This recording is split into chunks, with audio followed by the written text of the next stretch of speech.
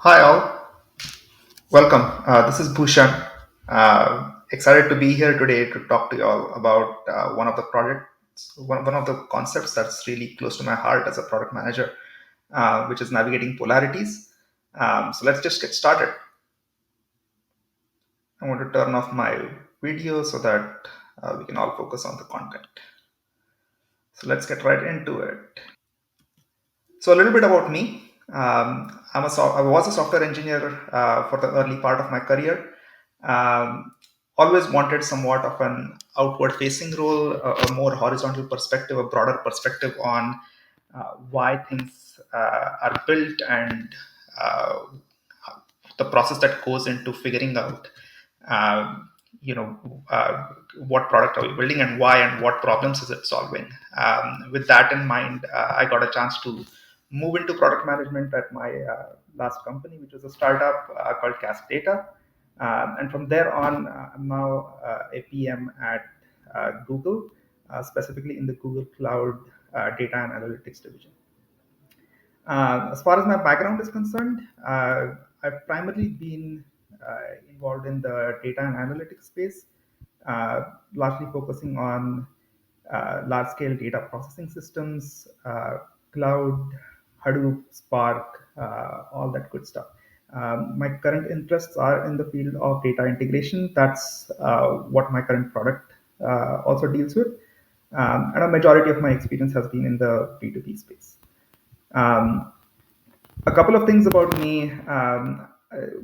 Over my 5 or 6 years of experience as a product manager, I've had to undergo a fairly steep and ongoing learning curve as a PM. It was a big switch from being a software engineer to a product manager, involved a mindset change, but it's been a fun ride, right? And along the way, mentors across the board have played a huge role in my growth as a PM. And conversely, now I am passionate about helping others who are undertaking the same journey or who may have the same problems that I may have faced, right? Um, and so sessions like these are a part of that journey. A fun fact about me is that I love memes. Um, so you'll see some portion of that during these slides as well. All right. So about today, we'll get started with a little bit about the dilemma that PMs face. That will lead us into decision making and polarities, and then we'll deep dive into polarities around how you identify them and how you navigate them, along with a case study. And then we'll close out with some key takeaways. So getting right into the PM dilemma, right? Um, we've heard at various places that the PM is the CEO of the product, right? However, it's slightly different, right? A PM is more like a GM of a product, right? You have a lot of responsibility, you have a lot of ownership. However, you do not have direct authority. You're responsible for the product. You deal with a cross-functional team, but that cross-functional team doesn't necessarily report into you, right? And so you do not have direct authority on them, but you have to exert your influence over them in order to build the right thing, right? Um, how you get this done? It requires effective communication skills, both up the chain, down the chain, um, sideways as well, cross functionally, right? And it requires the ability to exert uh, power. Is more subtly put, it is a soft power, right? So with data backing your decision making, and with the influence that you build over time, you have to exert that soft power, right? And then ownership. Uh, you are the GM. You define what gets built. You are the gatekeeper. You ensure that the right thing gets built. And once it gets shipped, if it turns out to be good, you give credit to the whole team. and then you own if things go south, right? That's the ideal characteristic of a PM in my mind, right? Now, during this journey, one of the key things that a PM goes through is every single day, almost multiple times during a day, you're perpetually making decisions. And decision making is not easy, right? It is unpleasant. A lot of times it involves you having to say no. You having to say no to even prospective customers, to users as well, right? Apart from, of course, saying no to the team a bunch of times. But um, the key aspect of this is you require the conviction, the right intuition in order to be making decisions, right? So let's talk about decision making a little bit, right? Here are some key characteristics of decisions, right? Decisions may have a lasting impact, right? And the impact is not only on uh, the product itself, which is the obvious impact, right? But it is also at times an impact on the team, its morale. It has impact on you as an individual, your growth, etc. Right? You have to make sure that the team takes your decisions are uh, taken with the interests of all three of these things in mind, right? So naturally, because of that, you have the pressure always to make the right decision, right? Uh, it seems like a lot is dependent on some of these decisions, and so from there comes pressure, right? A lot of the times there is also a lack of sufficient evidence in order to make decisions, right? So you keep hearing about data driven decision making, right? But as a PM, one of the key things is data may not always be available, right? So uh, you still have to have the ability to make the right decisions, right? And then of course the other thing is that uh, it is hard to please everyone, which is why a PM can be being a PM can be uh, an unpleasant job, right? We spoke about before, right? And so then I talked about product intuition and how that plays an important role. While that is true, it seems like when you're making decisions, sometimes because there is a lack of evidence, uh, you may feel as a PM that you're over reliant on intuition, and that could influence your thought making process. That could lead to doubting yourself, etc. as well, right? And then the most important thing about this talk, which is you often feel like you're choosing between paradoxes, two polar opposite ideas, but you have to make that decision, right? So which leads us into the topic of today, which is polarities. So simply put, a polarity is an issue with two interdependent poles. Now, let's double click into this definition a little bit, right? Uh, they are poles, meaning they seem like diametrically opposite ideas, right? They are interdependent. So that means that they may coexist, right? Right. Um, so these are the important characteristics, right? And there is a principle of polarity. You can read about it. There's also a famous quote by Scott Fitzgerald, uh, which says that the test of first-rate intelligence is the ability to have two opposite ideas in your mind, but also then with those two opposite ideas still function at peak levels, right? Um, so, how do you go about this, right? Let's dive deep into that. So, here are some examples of polarities that you may face as a PM, right? Um, one of these is not an example as well, and we'll dive deep into that as well. But you can be strategic and tactical, right? You can't really pick one of these and completely ignore the other. Hence, strategic and tactical can be a polarity. Features and tech debt. Uh, you have to continually build features, but you can't let go of tech debt. Otherwise, it will accumulate and it will impact velocity, It'll impact morale of the engineering team, etc., etc. So again, an example of polarity, both of them have to coexist, right?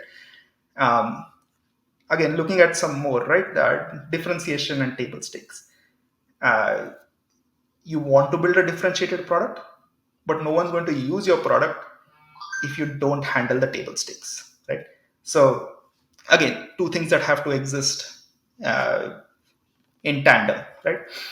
Um, and then there's one example here of build versus buy, which may not be a polarity, right? If you are a product lead trying to make a decision about whether to build something from scratch, or buy it altogether, that might not be a polarity because they are not sort of interdependent. They don't necessarily have to coexist, right? If you buy something outright, you may not have to build it from scratch. So versus if you decide to double down and build in, then you can't justify having to buy something as well, right? So they don't coexist. So that's not a polarity, right? But everything else on this slide, I won't go into details of each one of these. So the first thing about navigating polarities is to actually step back and identify that when you're making a certain decision about two things, that this is a polarity, right? Um, right. So how do you identify something as a polarity, right? So we've spoken about some of this before, but we'll reinforce it in this slide, right? So you have two choices only, right? If it is more than two, then that's not a polarity. Then you need to apply a different technique of decision making, right? The other thing is there are two choices, and they are two paradoxical choices, seemingly competing options, even, right? But you need to peel the onion and figure out that they may not directly compete, right? Um, and then a polarity, one of the most critical aspects of a polarity is that it is an ongoing issue. So you can never find the right answer at a point in time. You can never find an outright right answer, right? You need to constantly evaluate the two poles and veer in one direction or the other a little more, right? Depending on the circumstances of the point in time, right? But this is something that is ongoing. It is perpetual. You need to continually evaluate them. And then there is an interdependency, right? Which means that these two actually do not exist without each other, right? So both must exist in order for you as a product or as a team to achieve success. And as regards to truth rather, both options have a certain degree of truth, right? At points in time during your journey, the degree of truth of one of the poles uh, may be greater than the other, right? But they are both true, uh, at least to varying degrees, right? So the first thing that you do after you've identified is stop using the terms such as or versus while identifying uh, while dealing with polarities, right? Get used to the word and. You're going to have to be strategic and tactical. You're going to have to focus on differentiation and table stakes, right? Versus, on the other hand, the build versus buy example, it's okay to use versus there because that's not really a polarity, right? So and this is not just part of your job as a PM, but as a leader of a cross-functional team, you need to encourage your team once you've understood this polarity and identified it to start using it uh, in speech with the word and, right? So how do you navigate these, right? So one of the most useful rather ways of navigating polarities that I have come across is a framework called Polarity Mapping. This is a visual framework for making decisions when it comes to polarities, right? And the primary reason why I personally like it is because it employs structured thinking to making the decision, right? If you go into product management interviews, one of the topmost things that people look for is structured thinking. It's the key aspect of product management, right? Clarity of thought, structured thinking, right? And what polarity mapping gives you is that structure. Your thoughts are not wavering in various directions. You have it jotted down on paper in a nice, consumable, structured manner. Right? So it is an effective technique for navigating polarities, right? And we'll talk about the framework in the remaining portion of this session. Um, and it keeps the idea of polarities constant, right? So it's based upon weighing the cost and benefits of both poles, and continually, doing that as a team, and thereby it helps you, since everything is completely jotted down, collaborated, you have consensus on it. It helps you navigate ambiguity as well, right? Without this, a number of times you are navigating, a polarity, making a decision where there is a lot of ambiguity, but the thoughts are all in your mind. It's not captured somewhere, right? So this puts that structure in place. And the final thing is that it fosters collaboration. You're supposed to do this as a team, right? So here is a polarity map. Um, So the way to read this is, you have the left pole, of course, on the left side. You have the right pole on the right side, right? As a team, you need to agree upon the North Star, right? Everything in the two upper quadrants rather, is the positive results. The positive results of the left pole, positive results of the right pole, right? On the two quadrants below, they are the uh, negative aspects of the two poles, right? So on the left side, it's the negative aspects of focusing too much on the left pole, thereby completely neglecting the right pole. And on the right side, it's the negative aspects of focusing too much on the right pole, thereby completely neglecting the left pole, right? And you also, like I said, agree upon the North Star. The North Star is when you're focusing on both. So you're getting the positive results of both the poles. Um, and that's the ideal situation for you as a product team to be in. Whereas your greatest fear is you have the negative effect from both poles, right? And then you develop an action plan for both poles as to how you can continue to scale the journey for each pole. And then on the bottom side is early warning signs that you're getting some of the negative aspects uh, of each pole, right? uh, the big infinity sign in the middle is actually very important, right? Because as a team, as a product leadership team, right? And as a product manager, you're very much part of that leadership team, right? You define the direction for the product. So as leaders of the product, while this entire exercise can be carried out as a team, the the important thing, it's the key responsibility, I would call, of the leaders, to sort of maintain the tension, right? So each pole is pulling you towards it, right? Sort of like a tug of war. It's your job as a product manager to maintain this tension, right? The idea is for you to, be on the upper quadrants of both the sides, right? uh, and make sure that no one side is getting too much attention. Both sides are making progress. So it's your job as a product manager to to to maintain the tension there between the poles, to maintain the balance between the two poles, right? So enough about theory, right? Let's get down into one of the key exercises, a case study, right? And again, I want to step back here. This is I've never worked at Netflix, or for any video streaming service for that matter. So this is just a perspective, an example of what uh, the Netflix team may have had to go through as they navigated this particular polarity that I'm about to talk about. So this is about whether uh, Netflix should focus on, or again, I just about made that mistake, right? Which is, I was about to use the word or, but it is about using the word and, right? So let's correct myself.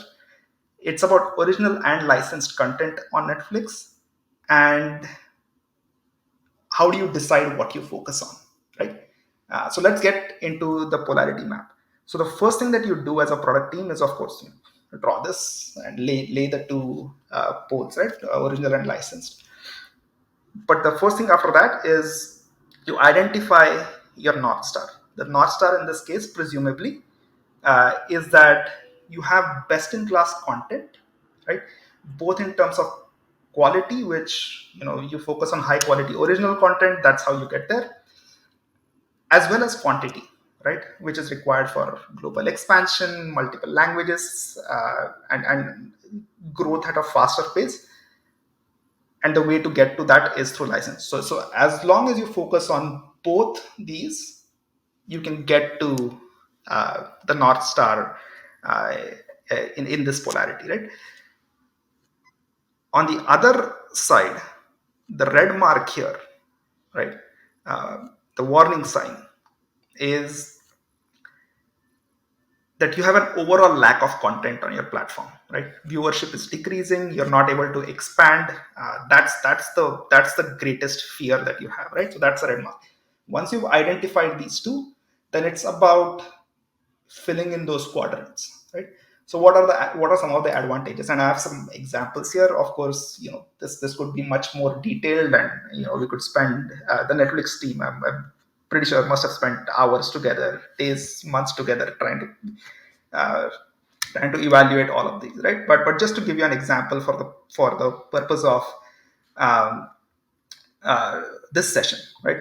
So on the original content side, the advantages are that you're avoiding huge license costs, right?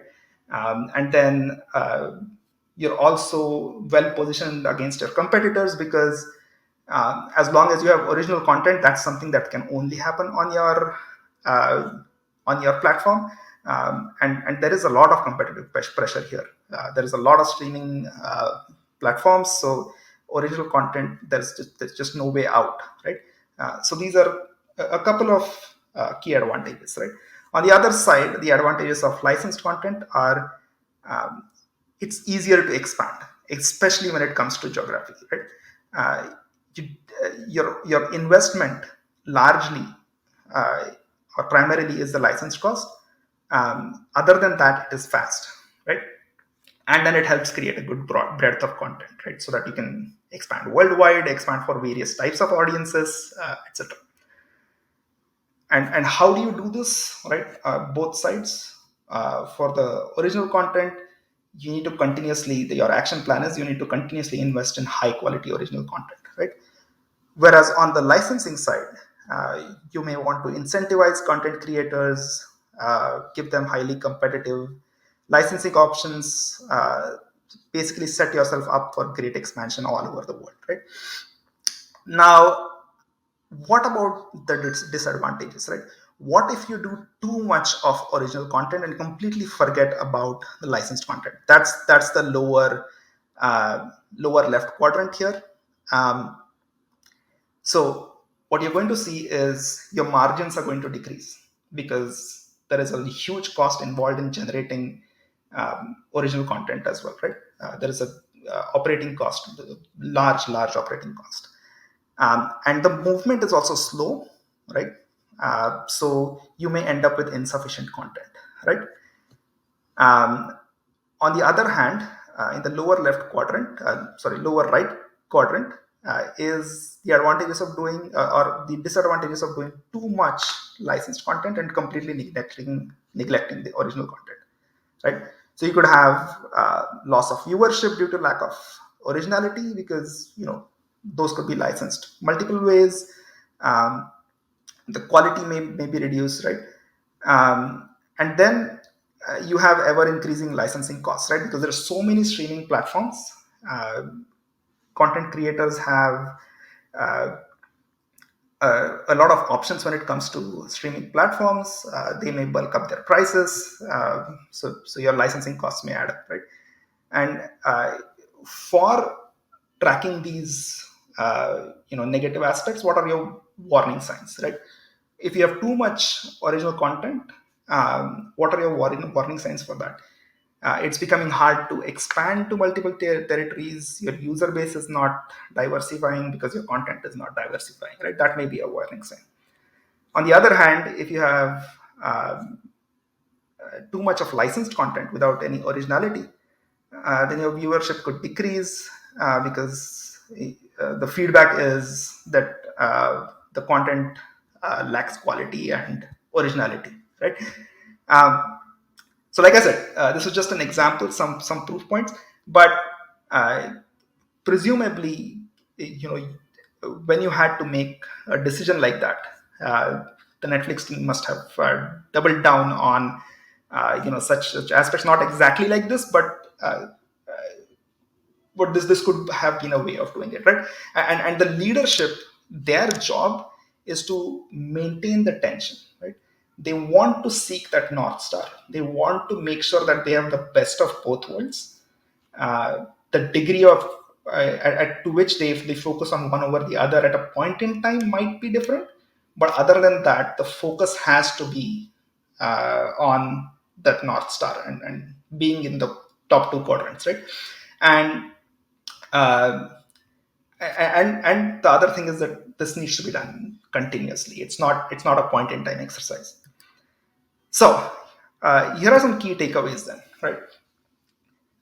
And this comes from personal experience as well, right? So the first and foremost step is for you to identify polarities, right? And not just for you as a PM to identify the polarity, but to raise awareness of it across your team, right? Your team needs to have uh, consensus, common knowledge of the polarities that exist in your product. What is your north star, and what are your greatest fears, right? Um, you want to explicitly capture upsides and downsides, right? Of both poles. Um, Polarity mapping is one way of doing it. By no means am I suggesting that that's the right way. It's an effective way. It's a visual way. It's a structured way.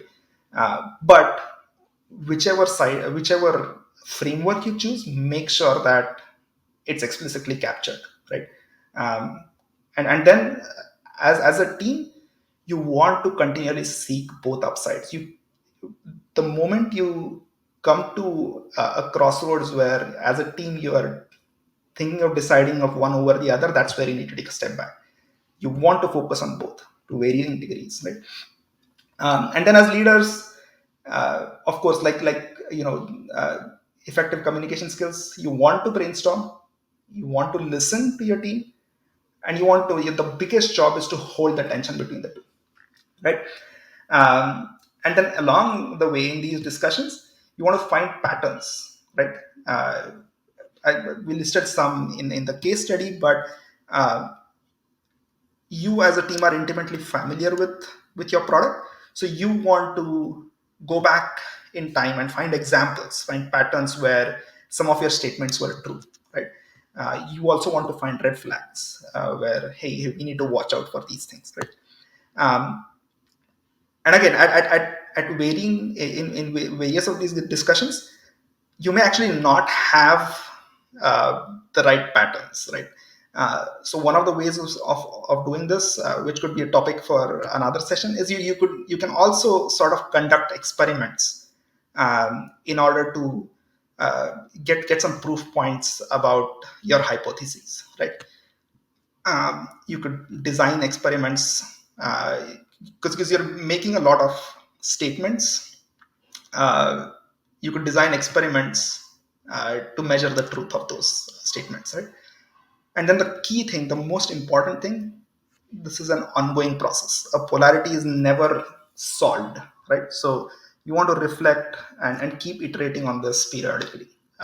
You want to hold the tension, you know, every 3 months, every 6 months, every year, whatever works for you. But you want to continually make sure that you're seeking both sides, right? You are working towards the North Pole.